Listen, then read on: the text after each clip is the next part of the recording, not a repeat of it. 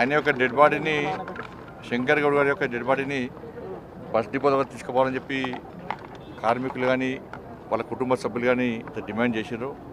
దానికి అనుగుణంగా భారతీయ జనతా పార్టీ నాయకులం అందరం కూడా కార్యకర్తలందరం కూడా ఆ కుటుంబానికి మద్దతుగా జేఏసీకి మద్దతుగా విపరంగా ఆందోళన చేపట్టిన విషయం మీ అందరూ చూసిన విషయం.